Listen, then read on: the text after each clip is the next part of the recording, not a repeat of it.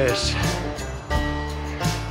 Sainpas Juhda roudattuu tänne Toivikkeen metsään. Joku kysyy, että kuinka paljon saa fillarin päälle kamaa mahtumaan. Liikaa. Alkaa olemaan aika maksimit nyt tossa Duden niskassa kamaa.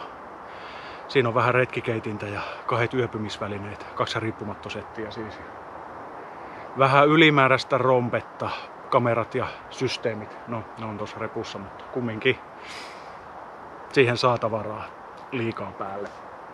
Mut joo, mä tähän vähän asetun, hengitän hien pois ja puran vähän kamoja ja sit aletaan lyömään riippumattoleirejä pystyyn.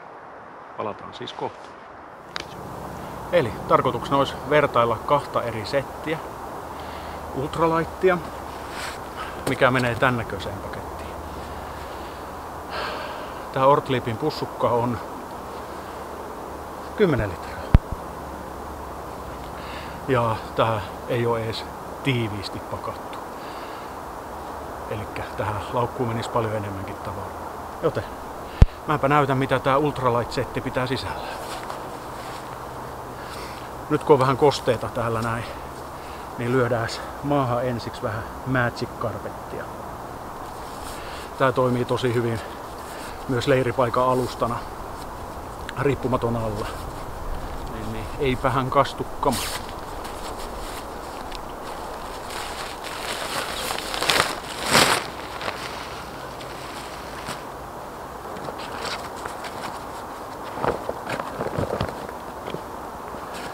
Eli täällä on tää riippumatto. Bushmanin Ultralight menee suht pieneen tilaan.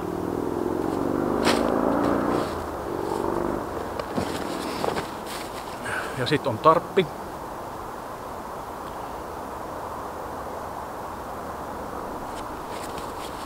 Ja vielä erikseen hyttysverkko.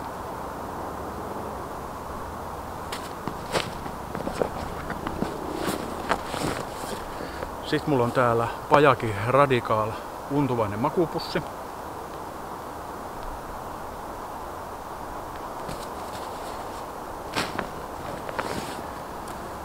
Ja Bushmanin Glow Underkiltti.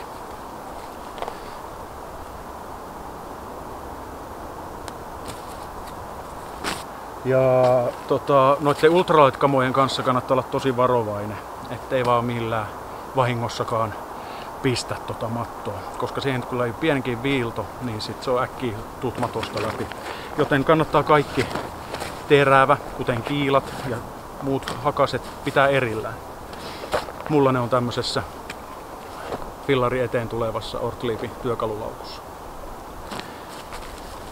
Ja täällä sit on narut ja kiilat ja puunhalaajat ja sellaiset samassa paketissa. Siinä on lyhykäisyydessään noin, mutta mitäs sulla on sit siellä isommassa setissä? No morjes vaan ja kiitos kysymästä. Mulla tää setti on pakattuna tämmöiseen pikkasen jämerämpää Ortliebin säkkiin. Tää on 20 litraa setti ja kaikki mahtuu tähän. Ja mulla on pikkasen isompi tää Magic Carpetti tähän käyttötarkoitukseen.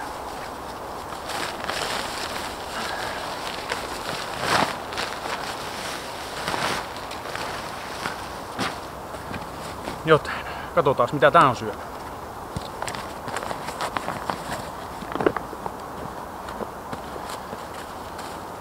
Täällä on kiilat, puunhalaajat ja narut.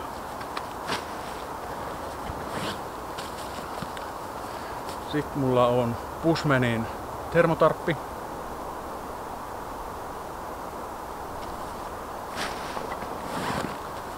Sitten täältä löytyy DD Hammockin Underblanketti.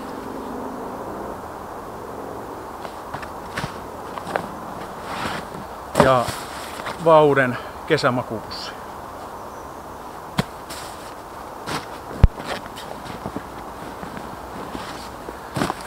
Ja sitten itse esiteltävä matto, eli DD Hammockin Frontline.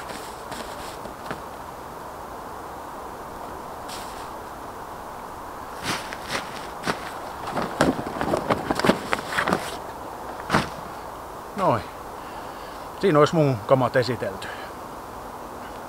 Joten voitaisiin aloittaa siitä varmaan, että aletaan lyömään mattoja tuohon yhtä aikaa pystyyn ja katsotaan sitten myöhemmin vähän yksityiskohtaa. Vai mitä mieltä sä oot? Olet asian ytimessä, ystävä hyvä. Joten aletaan lyömään kamaa noihin takana oleviin puihin. Mä lyön Bushmanin Ultralight Setin tohon puitten väliin ja kaveri tossa vieressä törkkää sen tohon viereen. Niin. Jatketaan siitä.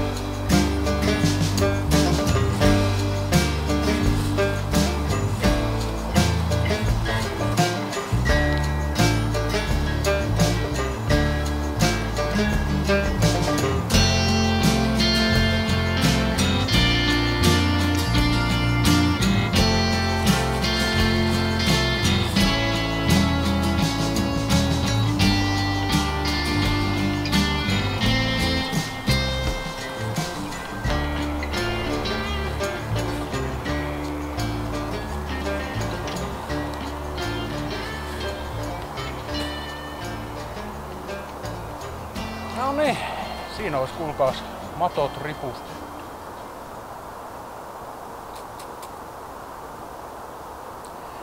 Ei siinä kauaa nokka tuhise.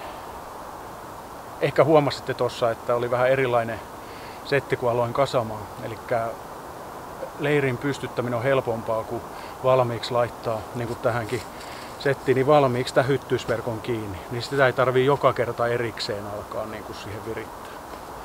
Pikkasen erilaiset kiinnityssysteemit näissä on. Eli tässä on UPS-linksit, joka vaan kiristyy tuosta narusta vetämällä. Tämmönen tää on ultralight-setti. Tällä setillä on painoa semmonen vähän reipas 2 kiloa. Olisiko ollut 2200 grammaa. Makupussi, underkiltti, riippumatto, hyttysverkko ja tarppi. Lyödään noi tarpit tuossa kohta vähän myöhemmin kiinni, mutta että nyt pystytään vähän paremmin esittelemään näitä. Mutta mitä sä kertoisit siitä sun vekottimesta? Minkälainen on Frontline? Frontline on aika monikäyttöinen riippumatta. Tähän vielä tarvii laittaa nämä kiristysnyörit, niin me saadaan nostettua tuo hyttysverkko kiinni.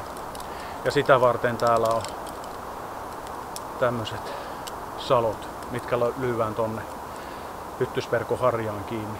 Niin se nostaa tuon hyttysverkon pois naamalta. Toisin kuin sitten tuossa naapurimatossa, niin siellä on harjanaru, mikä nostaa sen. Mutta ehkä me tässä kohti voitaisiin katsoa vähän tarkemmin tätä mattoa. Lähemmin. Joten unohdetaan toi kaveri vähäksi aikaa. Tätä voi käyttää kumminkin päin. Eli jos et sä tarvii hyttysverkkoa, niin tää matto vaan heitetään ympäri, jolloin pystyy olemaan ihan hyvin tässä päällä.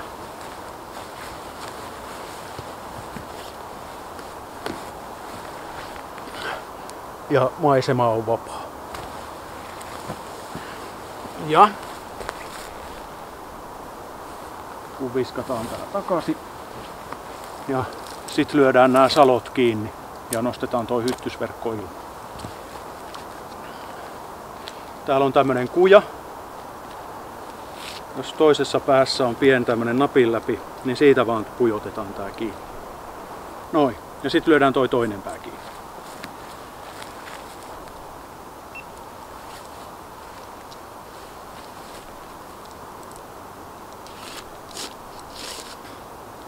Noin, siinä on salot kiinni. Sitten vaan näillä kuminyöreillä sidotaan se molempiin päihin kiinni.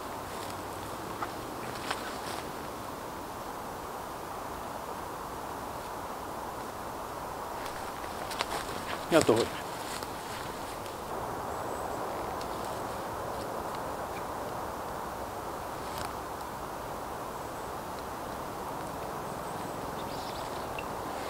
Ihan tuommoinen vetosolmu riittää siihen. Ja on tässä vielä yksi ominaisuus. Jos et sä halua tämmöistä underkilttiä käyttää, mitä toki suosittelemme, niin täällä on myös tasku, mihin voi laittaa makualusta. Mutta törkätään äkkiä toi makualusta kanssa ilmaa täyteen, niin nähdään vähän miten ne eroavat toisistaan.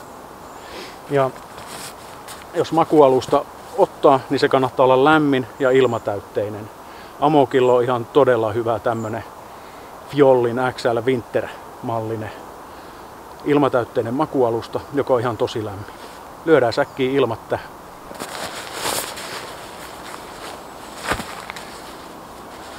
Ja kun ilmatäytteisen makualusta hommaat, niin kannattaa ottaa semmonen, missä on jonkinlainen täyttöpussi. Tän avulla ton makualustan täyttää tosi nopeasti.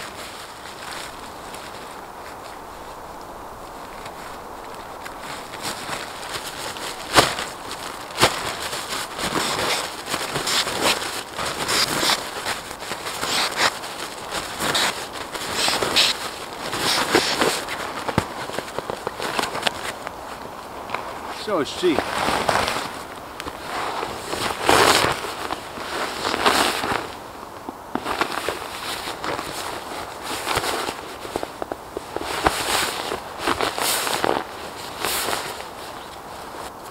Noin, niin kuin huomaa, niin sitten tulee vähän erinäköinen kapistus ton makualustan kanssa. Hypätään sinne sisään.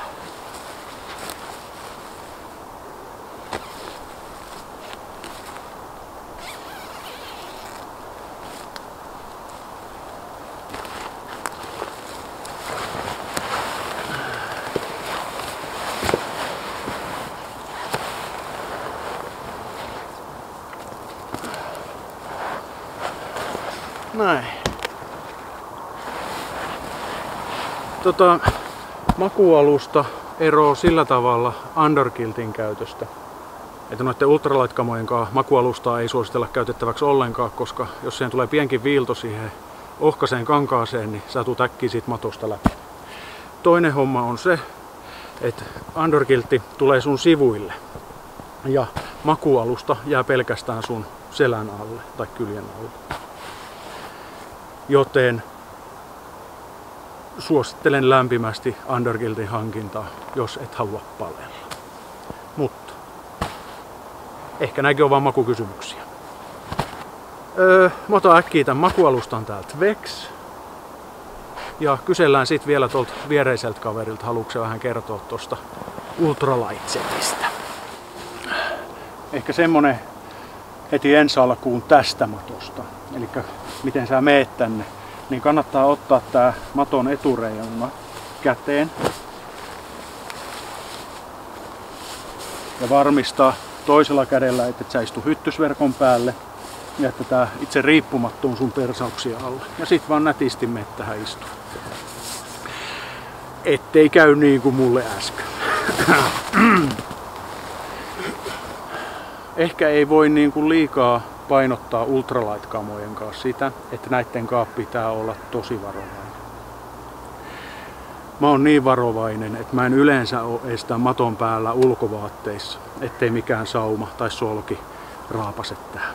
Eli mä menen vaan tänne niin kuin kerrastossa tai sitten mökkenä. Itse on päätynyt nyt siihen vielä, tuo ei vie juuri yhtään tilaa. Toi riippumatto, kun se on niin pirun pien, niin pitemmillä retkeillä mulla on varamatto mukana. Suurin ero näiden mattojen välillä on siinä, että toinen on huomattavasti pienempään tilaan menevä ja huomattavasti köykäisempi. Kun tää paino sen 2200 grammaa, niin toi toinen on puolta painavempi. Se on liki 5 kilon setti kaikki. Tässä näkee hyvin, nyt kun istun tässä, verrattuna siihen makualustaan, niin että undergiltti nousee ihan tän maton reunalle asti. Ja itse mä tykkään käyttää aina hyttysverkkoa jostain syystä. Ja tämmönen hyttysverkko on mun mielestä hyvä, että on molemmista päistä auki. Jolloin kun sä oot matossa, niin sä saat hyvin otettua maasta tavaraa molemmilta puolilta. Eikä ole väliä sillä, että kummin päin saa maton puihin ripustat. Ja tää matto on pitkä 3 metriä 20 senttiä. Ja mä oon itse 183 senttiä pitkä ja tää riittää mulle aivan vallan mainiosti. Ensimmäiset kokemukset mulla on riippumattoilusta sieltä Hanko Nuorgam-reissulta ja sen mä menin DD-Hammokin Superlightilla. Ja itse asiassa tuolla samaisella DD-Hammokin Underblanketilla, mikä tuossa kaverilla on. Eli toi DD-Hammokin Ultralight on 2,7 metriä. Eli se on paljon lyhkäsempi. Ja se oli mulle pikkasen liian snadi. Tuntui aika ahtaalta. Mutta tässä riittää tila parimetriselle kiianterille varmaan tosi hyvin. Joten nyt meillä on liki leiri valmis, niin nyt me lyödään sitten tarpit näitten päälle kiinni. Mä lyön tähän Bushmanin Ultralight-tarpin ja mä lyön sen timanttimuotoon. Timanttimuotoon mä tykkään tarpia lyödä sen takia, koska se on tosi nopea pystyttää. Se ei tarvii lyödä kuin puihin kiinni ja sitten eteen ja taakse, niin se on siinä. Ja kaveri lyö tuohon viereen sitten Bushmanin termotarppi. Se on pikkasen järeempi kapistus. Ihan sen takia halutaan se esitellä tässä, että sillä saa paljon suojaavamman leirin pystyyn. Eli jos vaikka lähdet talvella retkelle, niin sen saa ihan päistä kiinni, niin se suojaa paljon paremmin tuulelta siinä kohti. Ja mitä lähemmäksi sä lyöt sen maanpintaa, niin sitä suojaavamman riippumattoleirin sä siitä saat. Jes, mutta aletaan hommiin.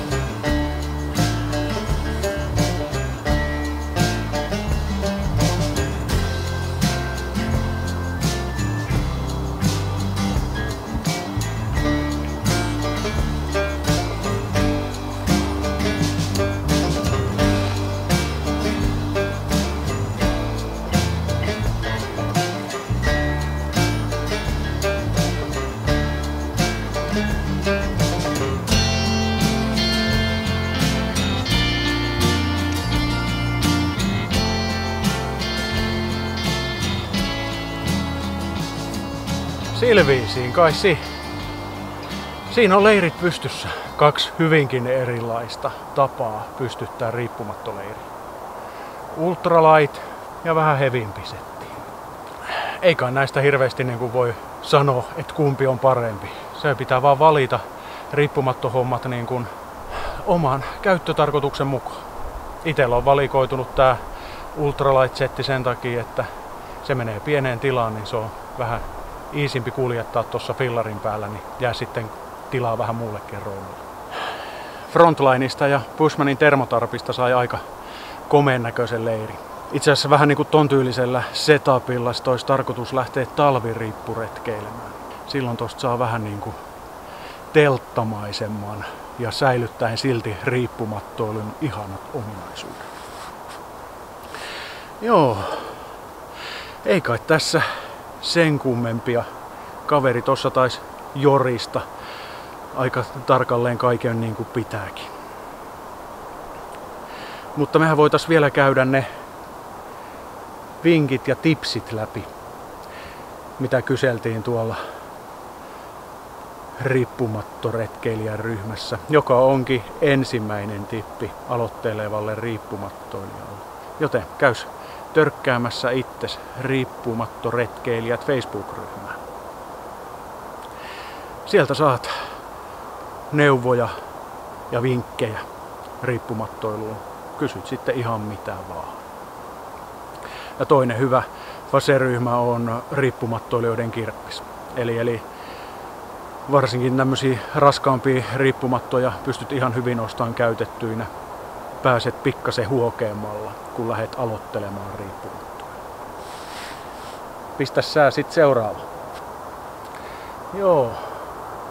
Oikeastaan mun tipsit vois olla siinä, että miten sä niin kuin pystyttelet tätä riippumattoleiriä. Eli noi kiilat, kun sulla on ihan niissä naru, niin kannattaa solmia se naru siihen kiilaan kiinni. Et jos sattuu kova tuuli vaikka käymään tai kompastut naruun ja kiila lentää mäkeä, niin se ei huku. Silloin se pysyy siinä narussa kiinni ja sä löydät sen helposti. Riippumattoleiri pystytystä nopeuttava asia ja tosi käytännöllinen on ne WUPS-linssit. Ne on tosi näppärät, pienet, kevyet narut, jotka kestää tämmöisenkin 100-kilosen jörrikän painon kevyesti. Ja se on tosi helppo kiristää. Sen kun vaan vetää siitä narusta, niin sä saat tosi helposti sillä mitoitettua sen maton oikealle kireydelle. Ehkä tosta kaverin tarpista voisi vielä sen verran sanoa, että toi on tosissaan termotarppi, UV-suojattu semmonen. Eli sehän sopii sitten myös mainiosti kesäretkellä, jos sattuu olemaan pirun kuuma, niin kääntää ton kiiltävämmän puolen ulospäin.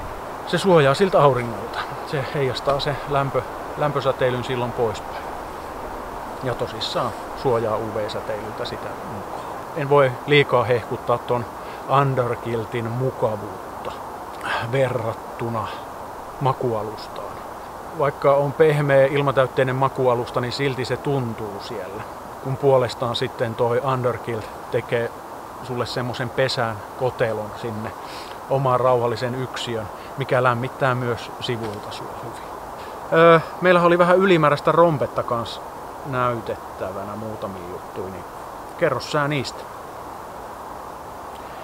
Niin minä pidän välillä suunitukossa. Ehkä se yksi tippi voisi olla, minkä toi Lahopää unohti kertoa.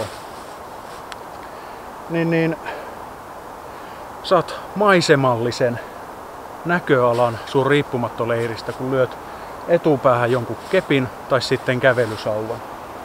Niin silloin aukeaa hyvä maisema sun tarpista. Silloin se on tosi käytännöllinen, kun on tyyni, ilma ja kaunis näköala. Niin hyvä nostaa toi etureuna ilmaan. Maisema avautuu ihan eri tavalla. Ja mitä muuta? Ehkä me ei voida kylliksikään myös sanoa sitä näistä puunhalaajista. Niitä on hyvin monenlaisia. Tuohon laitettiin noi Bushmanin köydet, mikä on niinku tavallaan puunhalaaja jo itsessään. Mutta sitten tuossa naapuripuissa on puunhalaajat. Näitä käytä. Sillä sä suojelet puita, mutta myös teet tosi paljon tukevamman siitä sun ripustuksesta. Tää tarraa paljon niin kuin tiukemmin siihen puuhun kiinni ja ne narut pysyy paikassaan, ettei ne ala laskea. Käytä puunhalaajia. Ja nytten syksyn pimeneviin iltoihin. Ja niin kuin kesälläkin, ota otsalamppu mukaan. Ja sen lisäksi itellä on usein retkillä tämmönen leirivalo. Ladattava valo, minkä saa jonkin puun oksaa roikkumaan tai sitten tonne harjanaruun. Niin sun ei tarvii myöskään koko ajan olla sen otsalampun pienen valokeilan lomassa, vaan tää on näppärä yleisvalo, tehdä sapuskaa ja viettää leirielämää. Ja yksi hifistelyjuttu vielä. Puhelin on tippunut tonne naapurin puolelle, niin siirrytään sit sinne. Kerro sä tästä. No, minäpä kerron. Tän sorti härpäke, mihin laitetaan puhelin kiinni. Ja tää laitetaan tonne harjanaruun. Roikkumaan voi vähän viihdyttää itseään pimeinä iltoina ja vaikka katsoo leffan Tyngän riippumatossa. Mä voisin itse asiassa näyttää, että miten tää lyödään sinne harjanaruun kiinni. Hypätään se riippumaton sisään. Joten kengät, veksi ja matto.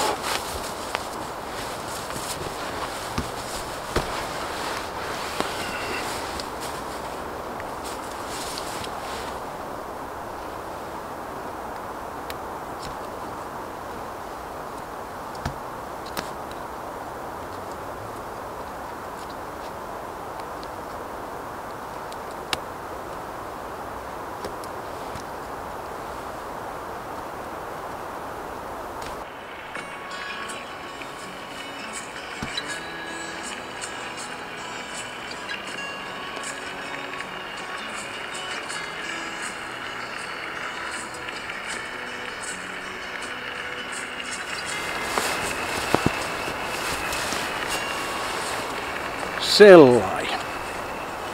Toki voit valita jotain muutakin katseltavaa kuin fillaripäiväkirja. Hei. Mut joo. Siirrytäänpäs loppubriefiin sitten. Niin lyödään valmiiksi tää setti. Kylläpähän se sit ois siinä. Eiköhän siinä tullut tippejä ja vinkkejä jonkun verran annettua ja näytettyä, että kuinka se riippumattoleiri pystytetään. 2 eri tapaa. Vai onko sulla jo vielä jotain lisää? No joo, kyllähän siinä tuli kerrottua aika paljon kaikenlaista. Mitäs se kello on? Kyllä tässä yksi kuva vielä pitää käydä ottamassa koskien termotarppia. Siihen riittää pituutta toi 4 metriä, niin jos löydät oikein hyvän puut, 4, mitkä on jotenkin lähellä toisiaan, tai sitten kapea kolmio, niin toi yksi tarppi riittää peittämään 2 mattoa. Pistetään siitä hommasta vielä kuva tähän, niin näet.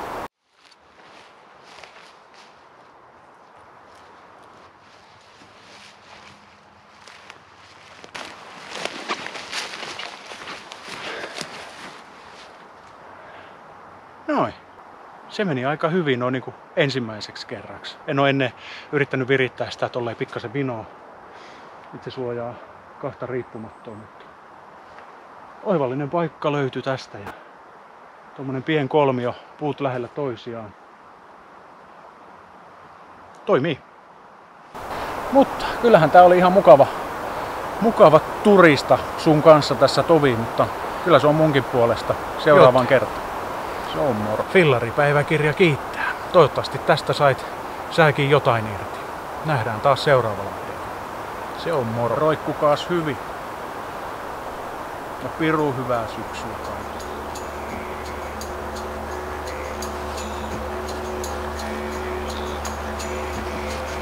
Poron boys.